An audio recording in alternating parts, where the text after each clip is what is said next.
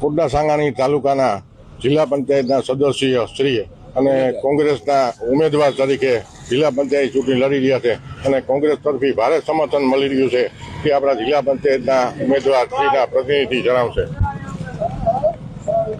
આપણે રાજકોટ જિલ્લા પંચાયતની સીટ મારા ધર્મપત્ની એટલે કે શ્રી કમળાબેન પરેશભાઈ સકપરિયા આજે જિલ્લા પંચાયતની સીટ લડી રહ્યા છે.